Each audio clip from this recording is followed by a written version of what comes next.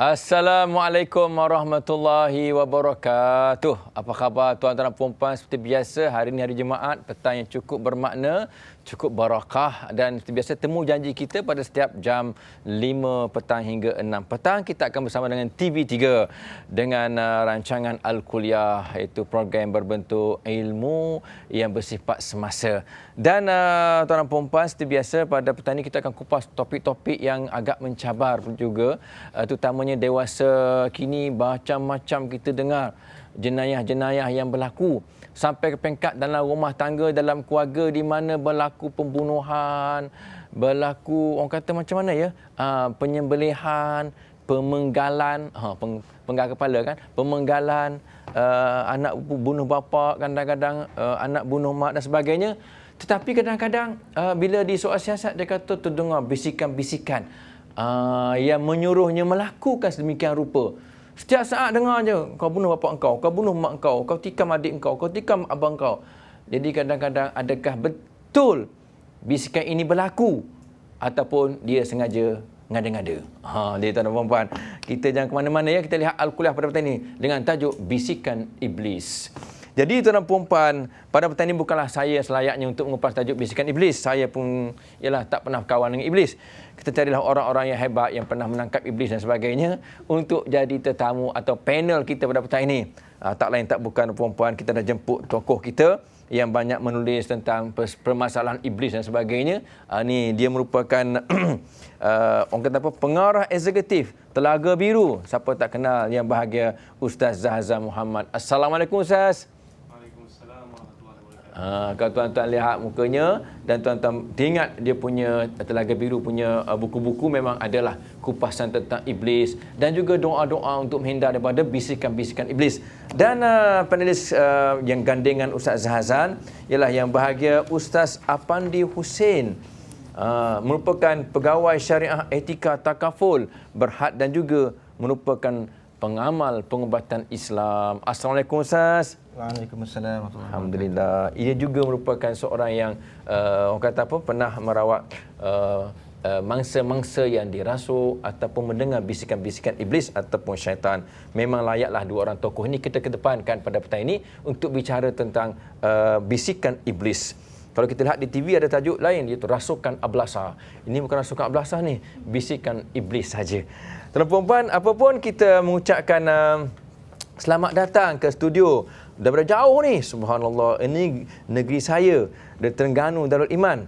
Mereka adalah pelajar-pelajar ataupun mahasiswa daripada Fakulti Pengajian Islam Universiti Darul Iman Malaysia ataupun UDM. Assalamualaikum semua.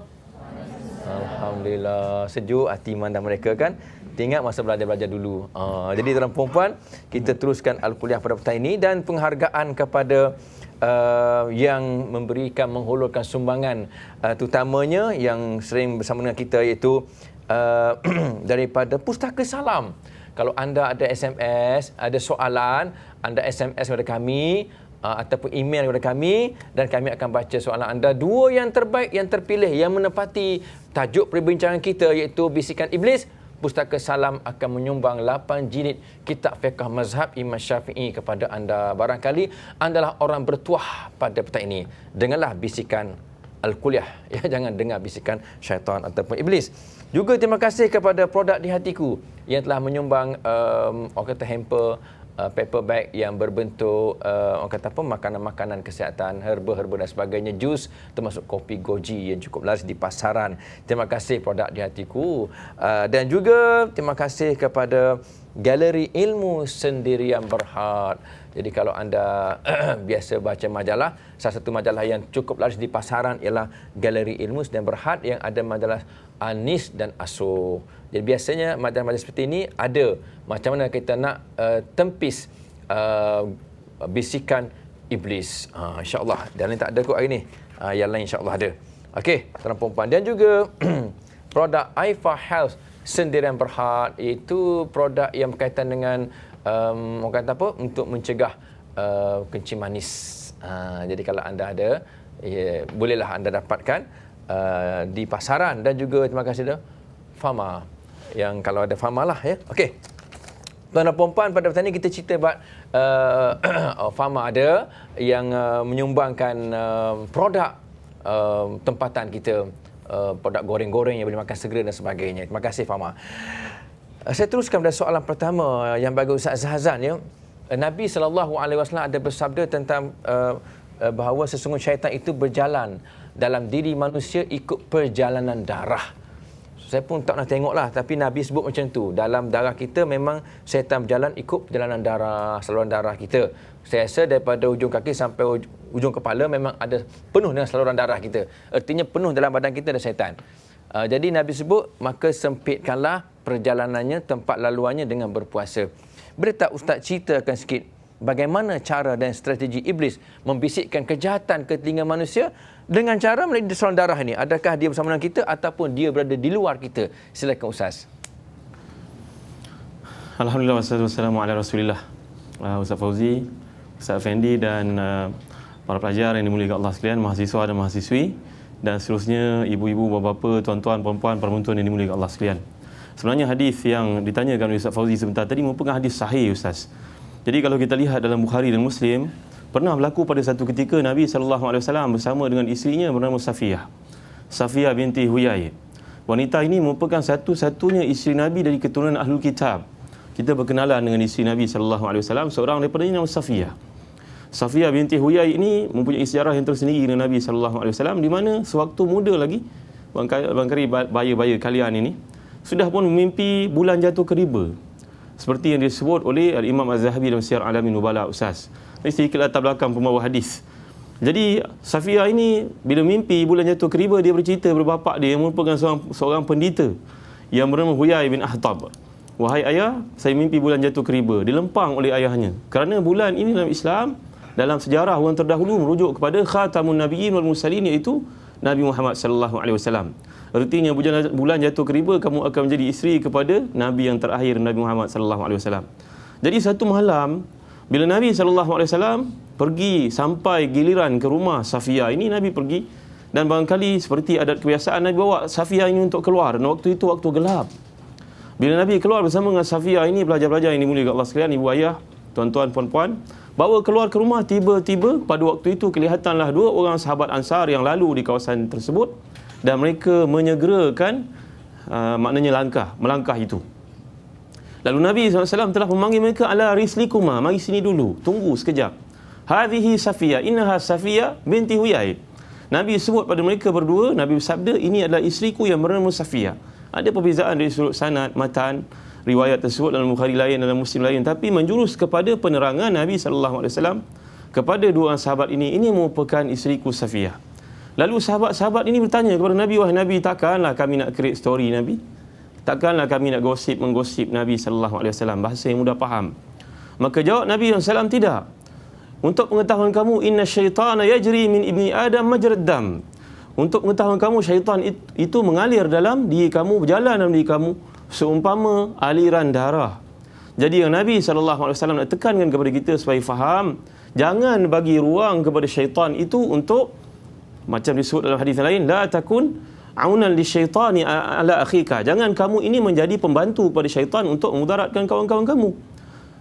Para penonton yang dimuliakan Allah sekalian, menceritakan lanjut tentang syaitan ini, kita rasa banyak benda-benda yang pelik. Barangkali Ustaz Effendi ada banyak ilmu. Saya sekelumit cuma ada teori sikit-sikit saja yang boleh difahami. Kalau kita lihat contohnya dalam karangan ditulis oleh Abdul Wahid Salam Ba'li, menceritakan tentang syaitan, macam-macam perkara yang pelik yang kita akan temui.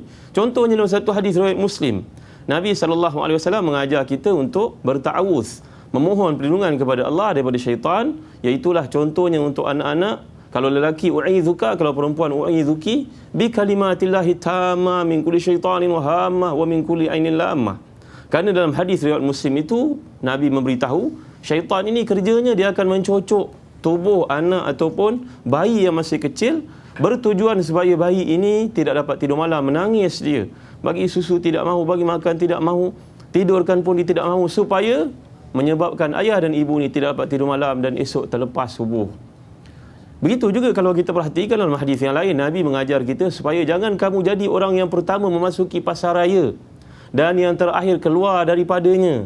Kerana pada waktu itu syaitan, apa istilah nak sebut Ustaz, dia bertelur. dan dia menetaskan telurnya.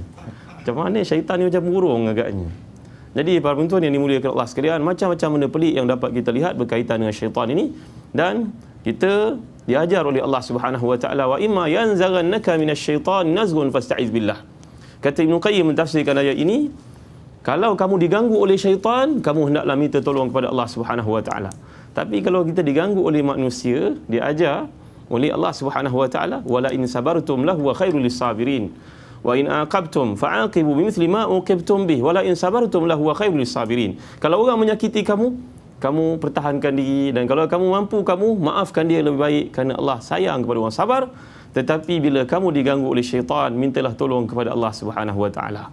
Jadi kita membincangkan bab syaitan ini, sebenarnya ada dua perkara yang kita harus faham. Gangguan fizikal, dan yang lebih membimbangkan kita iaitu gangguan dari sudut spiritual, gangguan dalaman, yang mana syaitan ini menimbulkan dalam diri kita, kata Imam Ghazali, supaya ada dalam diri kita mazmumah yang banyak, supaya kita ini menjadi hamba yang dibenci oleh Allah Subhanahu wa taala dan dibenci oleh manusia. Wallahu alam.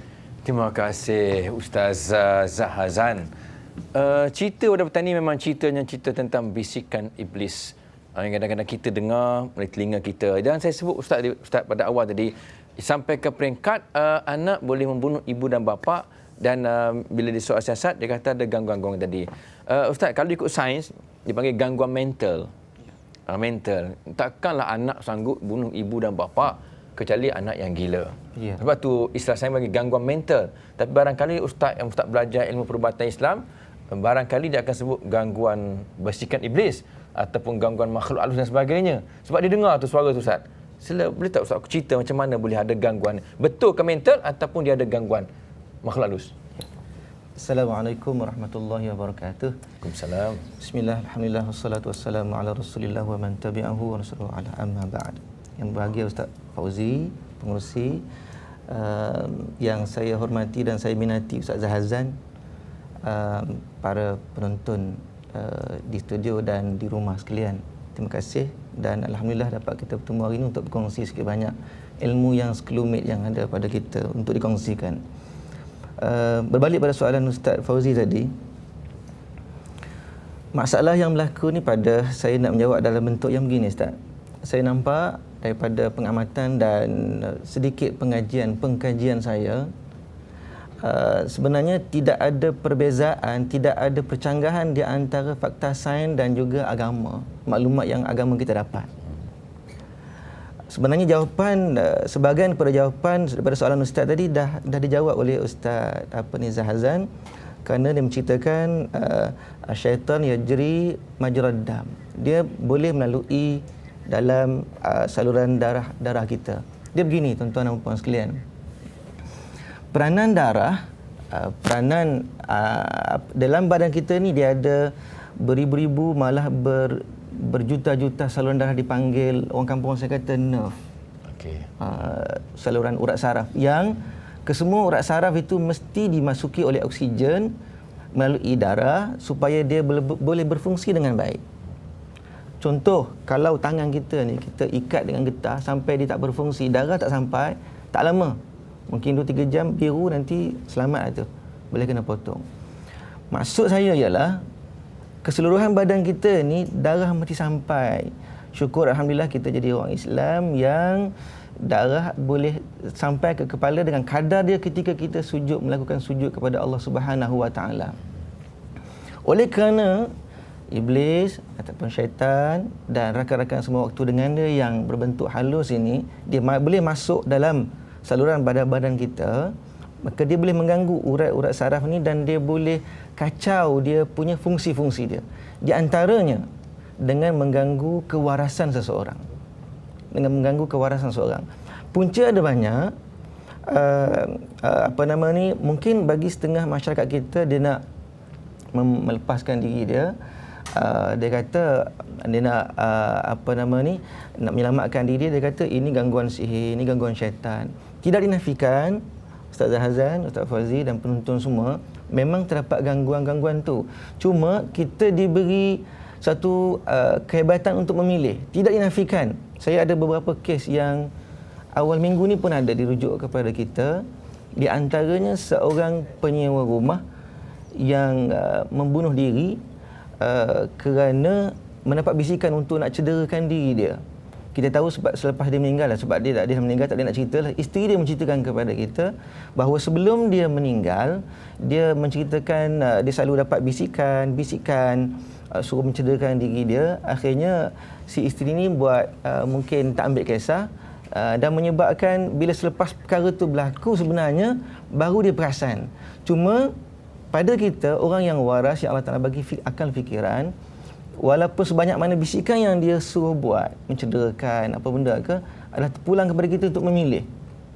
Walaupun kata dia nak suruh, dalam hati kita memang ada bisikan-bisikan gitu.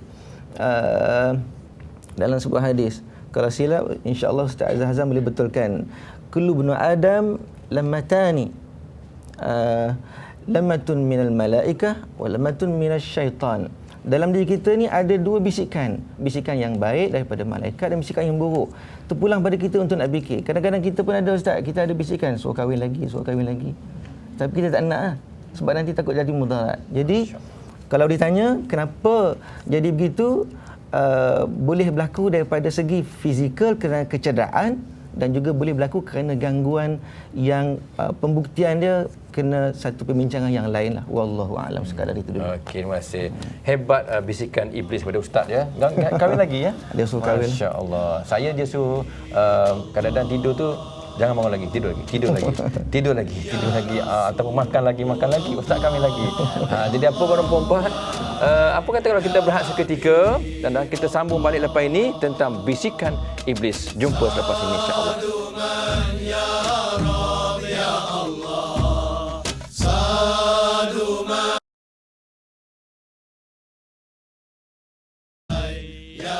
Alhamdulillah, terima kasih anda setia sama kami. Dan tadi ada motivasi pagi. Jangan tak tengok tuan-tuan, motivasi pagi.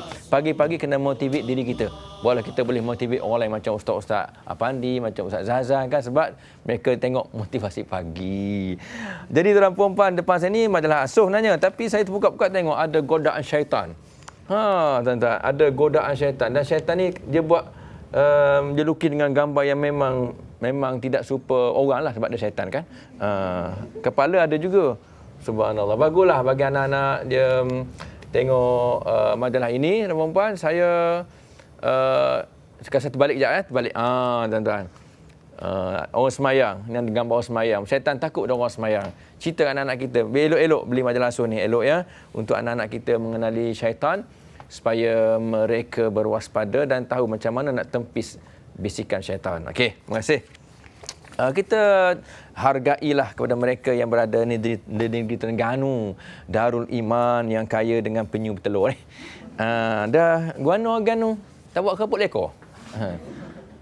Siapa nama ni? Nama Nurul Afifah. Silakan kalau ada soalan. Okay. Bismillahirrahmanirrahim. Assalamualaikum warahmatullahi taala wabarakatuh. Waalaikumsalam. Okay, nak tujukan soalan kepada Ustaz. Ya. Apakah boleh Ustaz jelaskan apakah perbezaan antara iblis dan syaitan dengan lebih jelas? Okey, terima kasih Afifah. Ustaz Afandi, berbeza antara iblis, syaitan, apa lagi? Ifrit, korin ke? Lagi dah boleh. Tolong Ustaz lah, nak cerita apa-apa pun. Silakan Ustaz. Okay, terima kasih yang bertanya. Secara mudah dan secara ringkas dengan ruang waktu yang sikit ini, kesemua itu merupakan istilah-istilah yang sebut dalam Quran. Saya tak tertinggal tadi, ada punya istilah-istilah yang biasa disebut dalam Quran. Antaranya iblis, ifrit. Dalam ceritaan yang kita buat, iblis terdapat 11 perkataan. Syaitan ada 88 perkataan diulang perkataan itu dalam Quran. Beza dua ni semuanya makhluk Allah, sama macam kita. Tinggal lagi iblis ni ketua dia yang paling jahat, dia punya mastermind dia. Tinggal lagi dia punya syaitan, merupakan anak-anak zat keturunan dia, kuncu-kuncu dia, sebagaimana yang disebut di dalam surah Al-Kahfi ayat 50. Mereka ni tujuannya untuk nak menjahanamkan kita, nak menggoda kita dengan 1001 cara, dengan gangguan-gangguan yang mereka boleh. Oleh kerana mereka ni berpengalaman lama, jadi banyak departmen yang dibuat dah. Dalam keluarga ada, dalam rumah tangga ada, di pejabat ada, di jalan raya pun ada. Semua-semuanya tu kita kena tutup ruang supaya mereka tu tidak mengganggu kita. Yang penting Islam mengajar kita bagaimana nak menyelamatkan diri kita lah, insya-Allah.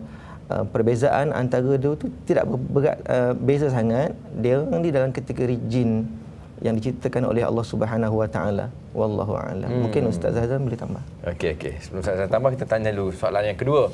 Daripada Ummu Aiman binti Abdul Majid. Siapa Ummu Aiman? Silakan kalau ada soalan. Okey. Teruskan. Bismillahirrahmanirrahim. Assalamualaikum warahmatullahi wabarakatuh. Waalaikumsalam. Ustaz, bagaimana merawat pesakit yang terkena sihir? Pesakit yang terkena sihir dengan jenis mendengar bisikan dan juga melihat perkara aneh sehingga terdorong melakukan sesuatu di luar sedar. Okey, terima kasih. Mungkin nama dia Ummu Aiman. Ummu Aiman ni orang yang banyak berjasa Rasulullah. Kalau Ummu Sibyan tu jenis jin juga. Ummu juga, Ummu Sibyan jenis jin kacau budak-budak. Ni Ummu Aiman, okeylah. Ustaz, apa komen Ustaz tentang soalan tadi? Silakan Ustaz. Soalannya bagaimana kita nak menangani bisikan-bisikan begitu. Yang pertama, macam saya sebut tadi, sentiasa akan ada dua bisikan dalam fikiran kita. Yang baik kita kena ikutkan. Nak bangun subuh, kita kena follow tu. Kalau sebaliknya, kita kena lawan. Kalau kita mengikut bisikan yang buruk ini, bermaksud kita sedang memenangkan dia. Kita telah menggembirakan dia. Jadi apa yang kita perlu buat, kita kena against, kita kena berlawan dengan dia. Mudah saja sebenarnya. Yang pertama, kita kena tengok apa yang disuruh tu. Macam kes yang kita terima, dia seorang pesakit di hospital, kemudian dia cuba nak terjun, Ustaz, daripada tingkat 4. Dapat diselamatkan. Bila orang tanya dia kenapa nak terjun, dia kata dia dapat bisikan untuk terjun. Kemudian dia nampak kiri kanan dia macam ada sayap. So dia terjunlah, dia kata. So pada saya, bagi seorang yang waras, yang ada fikiran, sebelum kita nak terjun tu kan kita boleh ada istilah dipanggil halusinasi. Kita boleh abaikan perkara tu dengan antaranya dengan membaca ta'awuz. A'udzubillahi minasyaitonirrajim. Dengan berwudu, dengan kita membaca, dengan kita mengamalkan beberapa ayat sesudah solat kita, di antaranya Fatihah, Ma'uzatain, 2 kul a'udzu falaq dan kul a'udzu binnas, Ayatul Kursi. Kemudian secara khusus mungkin boleh bagi mereka yang menghadapi masalah ini juga boleh mengamalkan ni 2 ayat daripada surah Al-Mu'minun, ayat 97 dan 98. A'udzubillahi minasyaitonirrajim. A'udzubika min hamazati syayatin wa a'udzubika rabbi an yahdurun. Sadaqallahul azim. Itulah di antara yang mampu kita sebut. Wallahu a'lam. Okey, terima kasih Ustaz Afendi. Kita teruskan penonton yang ketiga. Nama macam sama saya juga, Muhammad Fauzi. Cuma bin lain, bin Yahya. Okey, silakan Muhammad Fauzi, ada soalan. Bismillahirrahmanirrahim. Assalamualaikum warahmatullahi taala wabarakatuh. Waalaikumsalam. Saya ada satu soalan. Teruskan. Apakah yang amat ditakuti oleh syaitan? Apakah yang amat ditakuti oleh syaitan dan iblis? Kita melihat bila syaitan iblis ni suka mengganggu manusia. Bahkan di dalam solat sekalipun ia suka mengganggu. Jadi sila terangkan. Terima kasih. Muhammad Fauzi kita. Apa yang ditakuti oleh syaitan? Pistol? Senapang? Panah? Minta Ustaz Zazan jawab. Silakan Ustaz. Alhamdulillah, wassalatu wassalamu ala Rasulillah. Ustaz Fendi, Ustaz Fauzi dan para penonton yang dimuliakan Allah sekalian. Ustaz Fauzi yang kedua dan para penonton yang dimuliakan Allah, ya. Pertamanya, kalau kita lihat apa-apa yang dikemukakan tadi oleh Ustaz Fendi, saya amat setuju. Ya, pertamanya kalau kita perhatikan dalam Al-Quran digunakan beberapa benda ini, iblis, syaitan, dan digunakan jin. Sampai ada satu surah yang namanya surah Al-Jin. Sampai golongan orientalis cuba untuk menambah rukun iman, ditambah rukun yang ke-7, beriman kepada jin. Jadi kadang-kadang menarik juga perkara-perkara seperti ini untuk kita kaji dan kita fahami. Dan tadi Ustaz Fauzi ada sebut tentang Ummu Sibyan. Dan kalau kita baca dalam kitab Talbis Iblis karangan Al-Imam Ibn Jauzi, ditulis ada seekor syaitan yang namanya Qubqub. Seorang ke seekor, Ustaz? Seekor. Dipanggil Qubqub. Qubqub ini direhatkan oleh iblis. Iblis ni ketua. Boleh kita fahami sebenarnya iblis ni general. Kerana itu kalau kita baca dalam hadis sahih riwayat Muslim, Ahmad dan lain-lain, inna iblis yada'u arsyahu alal ma' fa arsala junudahu fayatiyahu ahaduhum fayaqulu inni sana'tu kadha wa kadha faqala lahu ma sana'ta syai'an faqala ahaduhum inni ma taraktuhu hatta faraktu bainahu wa baina zawjatihi faqala lahu halumma ilaina fa ni'ma anta na'am anta. Dalam hadis sahih riwayat Bukhari, Muslim dan juga Ahmad, ini kalau kita perhatikan, syaitan ataupun ketua syaitan namanya Iblis. Iblis ini yang terlibat dalam hijrah Nabi Muhammad sallallahu alaihi wasallam, sehingga ditampil untuk memberitahu golongan musyrikun yang sedang mengepung rumah Nabi bahawasanya Muhammad sallallahu alaihi wasallam sudah pun keluar. Itu sebab dalam kitab Al-Azkar kita belajar kalau syaitan itu menjelma depan kita, disuruh kita untuk azan, kerana kebarangkalian itu ada. Para penonton dimuliakan Allah sekalian, kita balik pada kisah tadi. Syaitan akan memutuskan tenteranya. Ketua ini dipanggil general, ini Iblis. Iblis sebenarnya datang dari perkataan Abalisah ataupun Iblas, kata Al-Imam Ibn Ashur dan tafsirnya. Dalam surah Az-Zukhruf kita lihat Allah SWT menjelaskan sebagai contohnya, faidahum mublisun, bahawa mublisun digunakan di 4 tempat dalam Al-Quran. Mublis maknanya putus asa, kerana syaitan ini sudah pun futur, sudah pun terputus daripada rahmat Allah SWT. Digunakan 3 istilah ini. Jin dari perkataan jinnun. Falamma janna alaihi lailu ra'a kaukaba qala hadha rabbi. Disebut kisah tentang keimanan Nabi Ibrahim. Bila malam menjadi gelap, jin ini perkataan janna ataupun janin ataupun jannah ataupun kita lihat bahasa Arab perkataan ni, benda yang tidak nampak dipanggil sebagai janin ataupun jinnah, gila. Benda yang kita tidak nampak. Begitu juga jannatun, syurga yang kita tidak nampak, diambil dari perkataan itu, asalnya daripada jim dengan nun. Kemudian datang syaitan. Syaitan dari perkataan syaitana ataupun ishtatta, yang merujuk kepada zalama wajara. Kalau kita lihat dalam kamus-kamus, maknanya dia sudah pun menzalimi diri sendiri, tidak patuh kepada perintah Allah Subhanahu wa taala. Kita lihat dalam surah Al-Kahfi ayat 50. Wa idh qulna, bagaimana Allah menjelaskan supaya malaikat sujud, melainkan syaitan. Syaitan itu kana minal jinni fafasaqa an amri rabbi afatattakhizunahu wa dzurriyyatahu awliya'a min duni wa hum lakum adu. Allah menyifatkan syaitan yang telah sesat, yang tidak mau sujud kepada Nabi Adam ini, dengan zuriatnya sekali. Dia merupakan sebahagian daripada jin. Jadi kita dapat faham 3. Jin ini secara umum, syaitan bila dia dah ada pangkat, dan iblis ini kepalanya. Para penonton yang dimuliakan Allah sekalian, sekarang apakah yang ditakuti oleh syaitan? Saya tertarik kepada beberapa kisah yang dikemukakan dalam riwayat Imam Ahmad dalam kitabnya bernama Az-Zuhud. Para pelajar yang dimuliakan Allah sekalian, dikisahkan tentang seorang muhadis yang terkemuka namanya Abdul Qadir Al-Jailani. Kita sebut Abdul Qadir Al-Jailani hanya sebagai seorang wali saja, kita terlupa dia seorang muhadis akbar, seorang muhadis yang cukup hebat, disebut dalam kitab Syiar Alamin Nubala. Pernah satu hari bila beliau berjalan di tengah padang pasir, memohon kepada Allah supaya hujan turun. Dia ni seorang wali yang hebat, Allah turunkan hujan. Dan habis hujan ni turun, tiba-tiba datang kelompok awan memberitahu kepada Abdul Qadir, wahai Abdul Qadir, berita gembira untukmu bahawasanya dosa kamu telah diampunkan Allah Subhanahu wa taala kesemuanya sekali. Apa Abdul Qadir buat, anak-anak sekalian? Abdul Qadir ambil sepatunya. Hai syaitan, baik kau pergi sebelum aku lontar kamu dengan sepatu ini. Ini satu kisah. Kisah yang kedua kita baca tentang kisah Imam Ahmad bin Hanbal. Betapa tebalnya Imam Ahmad bin Hanbal ini sehingga dia ditakuti. Kalau ada kerasukan, nanti Imam Ahmad datang dalam perjalanan pergi, syaitan sudah berterabur lari. Orang Melaka kata berterabur lari. Jadi dalam kes ini, bila Imam Ahmad meninggal dunia, anak-anak yang dimuliakan Allah sekalian, anak Imam Ahmad yang bernama Abdullah simpan sepatu Imam Ahmad, dengan harapan nanti kalau ada orang kerasukan, Imam Ahmad kadang-kadang dia tak dapat datang bila ada kerasukan untuk mengubat, maka dia hantar sepatu dia. Menurut cerita dalam kitab Zuhud oleh anaknya Mustadrak, anaknya Abdullah menceritakan sebahagian Zawaiduz Zuhud. Jadi bila Imam Ahmad ini sudah meninggal dunia, anak simpan sepatu yang dipakai Imam Ahmad 18 tahun itu. Ya Allah, 18 tahun tak pernah tukar sepatu. Kamu tiap-tiap tahun tukar sepatu. Imam Ahmad, sepatunya disimpan anak dengan harapan, kamu tahu tak sepatu? Kasut, ya? Ini istilah lama-lama dahulu, Ustaz. Jadi maknanya, sepatu ni disimpan, kasut ni disimpan. Bila ayah sudah meninggal dunia, anak membawa kasut ini. Kalau ada orang kerasukan, dibawa pergi untuk tunjukkan dengan harapan jin itu akan lari. Jin itu berkata dalam suara manusia didengar, memadailah kamu, jangan tipu aku lagi. Kerana Imam Ahmad sudah meninggal dunia. Para pelajar yang dimuliakan Allah sekalian, soalan kamu itu soalan sebenarnya. Kalau kita lihat orang yang beriman, yang kental imannya, yang kuat imannya, dia adalah satu, dia mempunyai benceng yang kuat menghadapi syaitan. Itu sebab kalau kita lihat kisah Nabi Sulaiman, Nabi Daud, Nabi Sulaiman, Allah ceritakan dalam Al-Quran, falamma kharra tabayyanatil jinnu allau kanu ya'lamuna al-ghaiba ma labithu fil adzabil muhin. Bila tongkat yang memegang Nabi Daud itu, Nabi Sulaiman itu sudah pun patah dimakan nanai, barulah Nabi Sulaiman jatuh dan syaitan pun sedar selama ini mereka diperhambakan.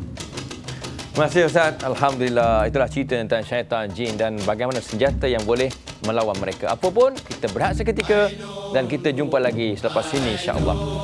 Ya Allah, wahai mantuhul mubin.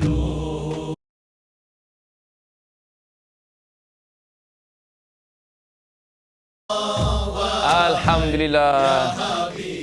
Kita bersua lagi dalam rancangan Al-Kuliah dengan tajuk iaitu Bisikan Iblis. Terima kasih kepada anda sama ada di Malaysia ataupun di Singapura yang menjadi penonton Al-Kuliah dan peminat setia Al-Kuliah. Dan tadi kita dah lihat tadi sahabat Al-Kuliah iaitu Halaqah yang bersiaran setiap hari Ahad jam 9.30 malam dan minggu ini tajuknya ialah Isteri Idaman Hati. Jadi kalau anda suami-suami dan kalau anda bakal isteri dan kalau dah jadi isteri-isteri, elok tengok Isteri Idaman Hati. So berubahlah ikut Halaqah ya. Kalau dia yang jenis malas masak, mulai hari ni biarlah gaji masak. Apapun kita kembali dah Al-Kuliah, bukan Halaqah ya, Al-Kuliah pada petang ini. Kita ambil soalan lagi daripada UDM, Universiti Darul Imam Malaysia, Muhammad Farhan. Dalam IC Muhammad Farhan, tapi kalau sebut Muhammad Farhang, ada NG. Organum kan ada NG. Silakan Muhammad Farhang, silakan. Assalamualaikum warahmatullahi wabarakatuh. Waalaikumsalam.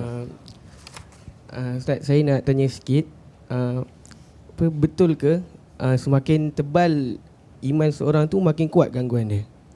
Itu saja soalan saya untuk hari ini.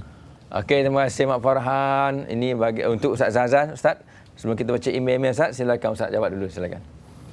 Alhamdulillah wassalatu wassalamu ala Rasulillah. Saudara Farhan dan para penonton yang dimuliakan Allah sekalian ya. Pertamanya memang benar soalan yang dikemukakan itu sebab kita dapat lihat dalam ujian hidup Nabi sallallahu alaihi wasallam lebih besar ujian Nabi. Termasuklah satu kisah ketika Nabi sedang semayang, tiba-tiba datang Ifrit mengganggu Nabi. Ifrit ni kita baca dalam surah Sabah dan surah Naml ada cerita tentangnya. Qala ifritu minal jinni ana atika bihi qabla an taquma min maqamik. Wahai Nabi Sulaiman, aku akan bawa datang istana Balqis ini dalam tempoh kamu berdiri, sudah ada di depan mata. Ini cerita Ifrit. Dan Ifrit ni mengejar Nabi Muhammad sallallahu alaihi wasallam dalam peristiwa Isra. Lalu dia ajar Nabi SAW oleh Jibril untuk membaca doa, A'udzu bikalimatillahi tamma min syarri ma khalaq wa dzara wa bara wa min syarri ma ya'ju minas sama wa ma yanzilu minha wa min syarri kulli syaitanin. Diajar oleh Jibril doa ini dan Nabi membacakan, syaitan ini tak dapat mengejar. Syaitan kategori tinggi ini. Ifrit yang berskala tinggi ini, yang punya speed yang cukup kuat. Ini gambaran dalam hadis Nabi sallallahu alaihi wasallam dikemukakan demikian. Sebenarnya anak-anak mahasiswa yang dimuliakan Allah sekalian, nak memahami perkara ini lagi tinggi iman disebut oleh Ibnu Jauzi dalam kitabnya Talbis Iblis, lagi pelbagai gangguan yang diterima itu. Bukan sahaja seorang yang tidak berpendidikan, orang yang berpendidikan tinggi dan alim lagi hebat ujiannya. Itu sebab kalau kita lihat sebenarnya antara penyakit yang menimpa orang alim ini ada penyakit namanya kibir, takabur, sum'ah, riya. Dia nak supaya dia ini dikenali orang. Sedangkan Imam Khattabi mengajar kita kalau kita melihat orang alim ini sebagai contohnya pada tiga. Kita dengar dia alim sangat, kita jumpa dia memang benar-benar alim, kita jadikan dia guru kita. Ada seorang kita dengar alim hebat, kita pergi jumpa dengan dia, kita bercakap rupanya setahap dengan kita. Bersyukur kita ada teman yang begitu mengingatkan waktu lupa. Ada orang kita dengar hebat, bila kita pergi rupanya tidak seberapa ilmunya, kita bimbing dia supaya dia meningkat menjadi lebih baik. Itu kedudukan orang-orang berilmu di sisi Allah sebenarnya. Penonton yang dimuliakan Allah sekalian, kalau kita perhatikan, sebenarnya kata Al-Imam Ibn Jauzi dan pandangan ini sebenarnya daripada Imam Ghazali dalam Ihya Ulumuddin, bahawasanya penyakit kibir ini menyerang orang-orang alim. Contohnya saya nak kemukakan di sini, lagi tinggi ilmu, lagi tebal iman, lagi banyak gangguan. Benar. Kerana itu, kalau kita lihat manusia ini sebagai contohnya, kata Imam Ghazali, dia serang penyakit takabur bila dia berkata tiga perkara. Sama ada li, sama ada ana, sama ada indi. Ceritanya isteri saya, anak saya, masa saya belajar dahulu, bapa saya, guru saya, balik-balik cerita tentang dia je. Di mana Rasulullah? Di mana para sahabat? Sekarang dunia internet, dalam internet semua cerita rujukan diri sendiri. Ini satu penyakit takabur yang syaitan telah pun serang seseorang sebenarnya. Ustaz, izinkan saya sikit je lagi. Tak Ustaz Fauzi nak potong. Kalau kita lihat sebenarnya hebatnya gambaran dikemukakan Imam Ghazali itu, akal dan hati dia seperti aur dengan tebing, seperti irama dan lagu. Dia mesti kuat. Kalau kita bandingkan akal itu sebagai kita yang duduk dalam tembok ini, dalam kawasan ini, dan dinding yang ada keliling ini adalah akal, adalah hati kita. Kalau hati itu kuat, syaitan tidak akan dapat masuk untuk merosakkan kita. Begitu gambaran Imam Ghazali kemukakan. Kamu boleh bayangkan kan? Kita duduk dalam ni, kita merupakan akal kalau dibanding pada struktur manusia.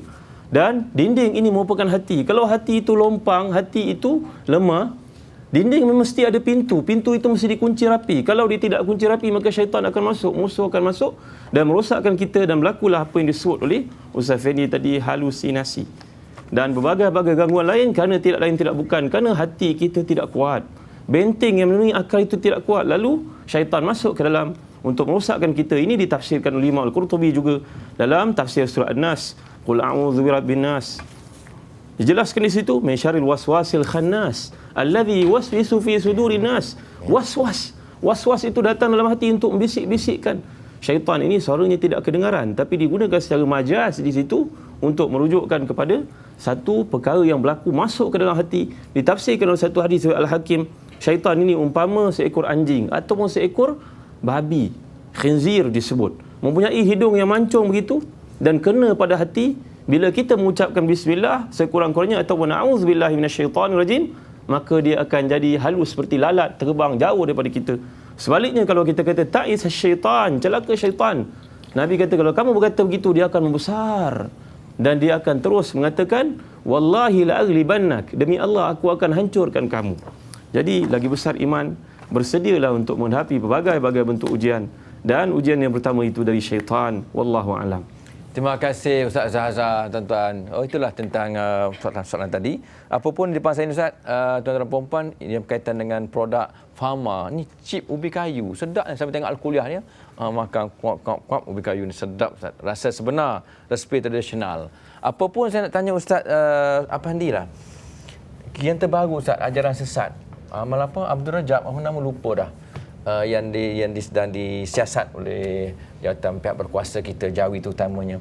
Dia kata dia nampak yang buat ajaran sesat ni, dia kata berinteraksi dengan Nabi Adam, nampak Nabi Adam tinggi mana, besar mana.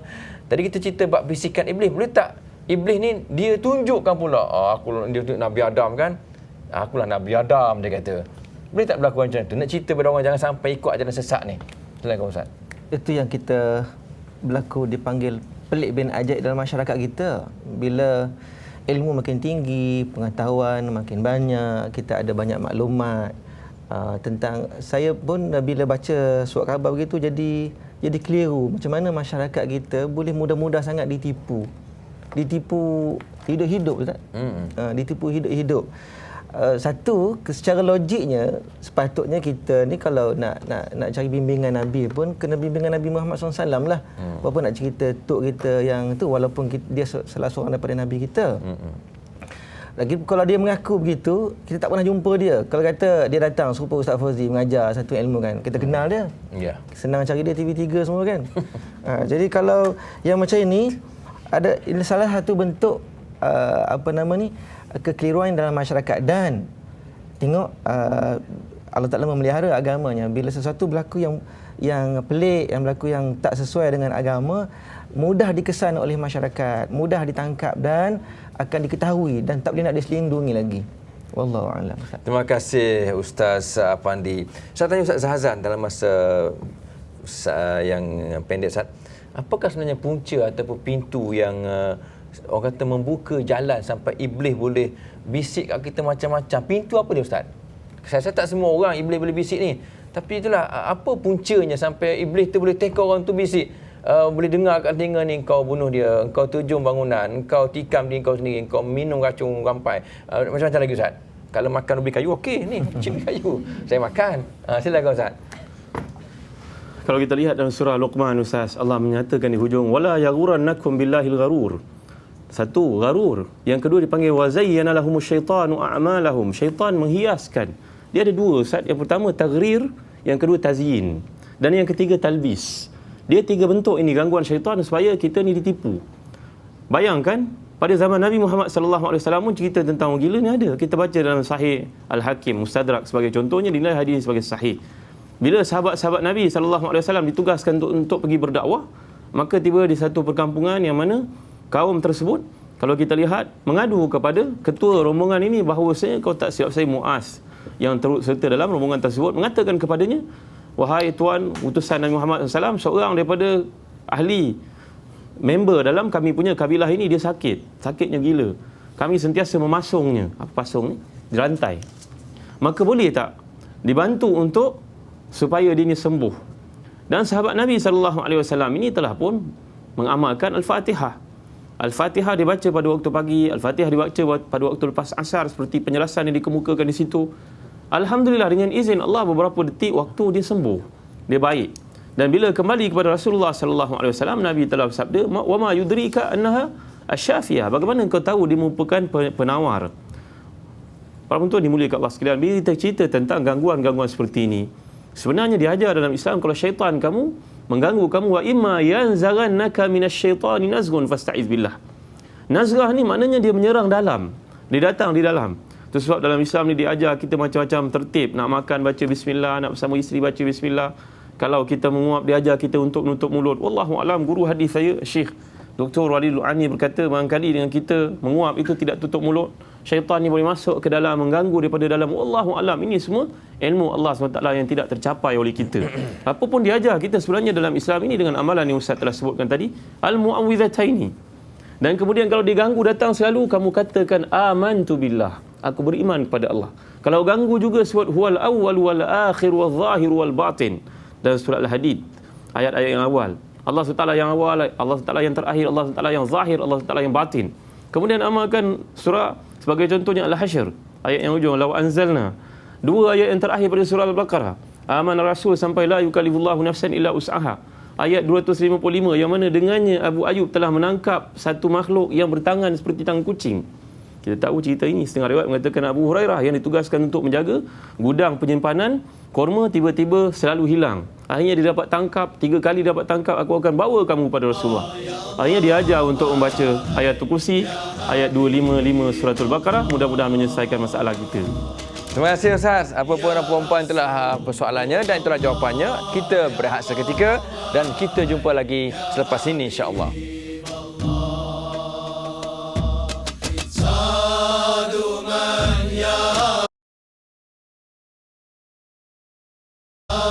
Alhamdulillah, terima kasih kepada anda semua. Dan di hadapan saya sekarang perempuan, ada laptop pun ada, ni kuah kacang pun ada ni.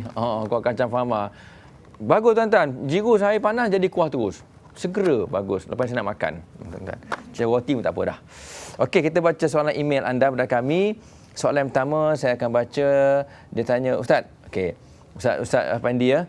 Saya pernah tahu dari sumber syaitan ini beranak dan tidak akan mati.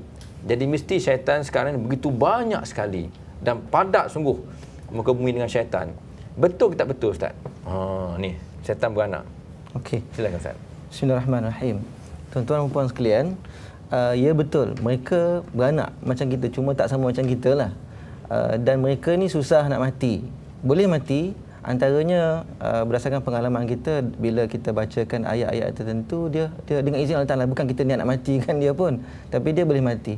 Kata, kenapa kau bunuh anak-anak aku? Mana kita tahu, kan? Jadi dah, sebab dia hantar yang lain tu seumpamanya lah. Dan mereka ni tak ada stres macam kita. Kita ni cepat mati, umur 60, kadang-kadang kena kencing manis. Dia tak ada kencing manis, tak ada hospital jin, tak ada. Kemudian kita mati jalan raya, sungai kematian. Kemudian kita ada stres, ada macam-macam yang menyebabkan kita ni terganggu. Mereka ni satu makhluk yang Allah Ta'ala jadikan, tapi semua mesti akan mati. Kullu nafsin za'iqatul maut. Tinggal lagi cara kematian dia dan cara kehidupan dia tidak sama dengan kita. Kalau dia kata banyak, betul. Saya diberi tahu dengan maklumat yang kita dapat daripada tuan guru, bahawa ratio dia antara kita 1, dia 10. Kenapa? Dia duduk di mana? Dia duduk di mana-mana tempat pun ada, atas awan pun ada. Sebab nama pemakhluk halus tak? Dia boleh ditepek-tepek begitulah. Dalam laut boleh, atas darat, atas pokok, bawah pokok, semua sekali lah tempat. Okey. Wallahu a'lam. Okey, masih Ustaz. Maknanya syaitan beranak tapi tidak ada wak bersalin lah. Tak ada wak bersalin. Okey. Soalan seterusnya Ustaz daripada siapa saya tahu. Okey, dia tanya, betul ke Ustaz ada jin baik dan ada jin jahat? Sebaik manakah jin baik tu? Hak jahat dah tahu jahat kan. Ni hak baik ni. Sebaik manakah jin baik tu? Silakan Ustaz. Soalan untuk saya. Ya. Saya rasa yang baiknya Datuk Seri Samsudin je lah kot. Begini, ramai masyarakat kita terkeliru yang kata dia ada jin mengaku yang jin yang baik, jin yang jahat. Betul, memang ada hakikat jin yang Islam. Tinggal lagi masalahnya kita tak kenal. Kalau sesama manusia kita pun tak kenal ada yang baik. Walaupun adik-beradik kita rambut sama hitam hati lain-lain. Sementara lagi makhluk yang kita tak kenal, IC tak ada. Nak cari rumah alamat pun tak ada.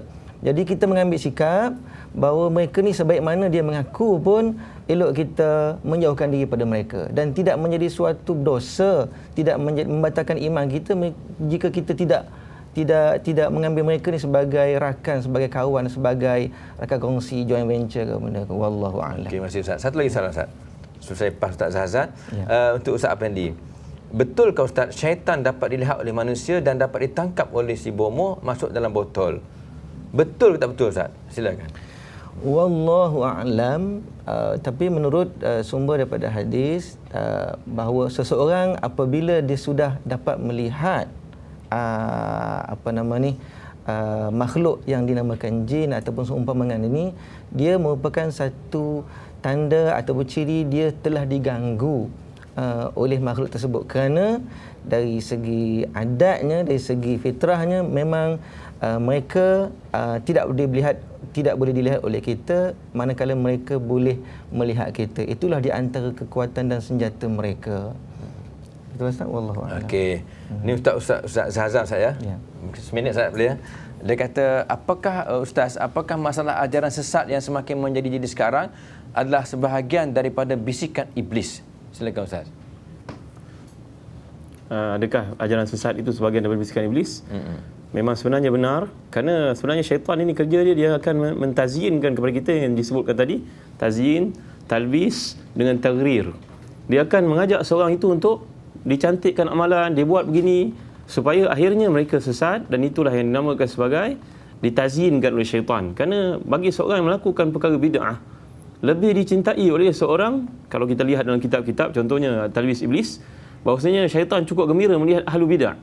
Orang yang melakukan perkara bid'ah itu lebih dicintai oleh syaitan berbanding dengan seorang yang melakukan maksiat. Kerana orang yang melakukan maksiat ni dia peluang untuk bertaubat kepada Allah SWT. Tapi kalau seorang yang melakukan perkara-perkara bid'ah, perkara-perkara yang tidak pernah diajar dalam Islam, dia buat perkara-perkara seperti itu, umpamanya pergi memuja kubur, umpamanya kita pergi menghadap kubur tersebut, kubur yang kita pun tidak tahu, meminta hajat kita di situ, berdoa, berzikir, berpanjang-panjang di situ. Kita pun tidak tahu siapa yang punyanya. Di Melaka, tuan-tuan sekalian, ada beberapa tempat yang dipuja. Dan pernah dibuat tayangan terhadap perkara-perkara seperti itu. Kadang-kadang diganggu oleh syaitan, dipuja oleh syaitan, syaitan mendatangkan ribut petir yang kuat. Orang yang duduk di kawasan tersebut pun rasa kecut dan takut. Ketua Karkun yang bersama-sama ini kata jangan bimbang, kejap lagi akan reda. Ni Allah nak uji kamu.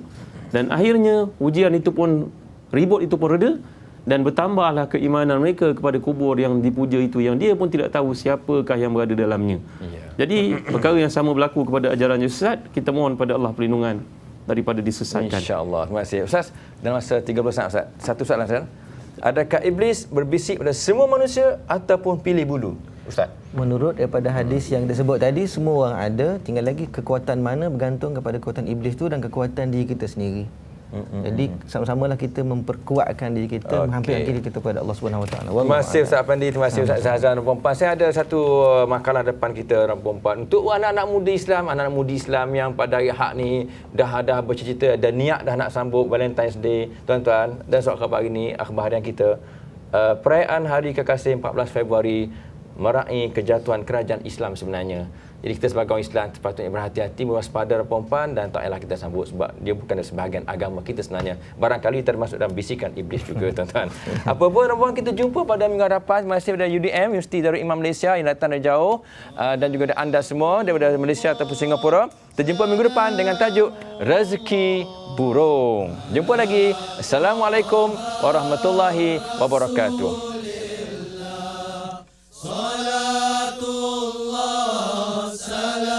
Salamullah ala Yasin.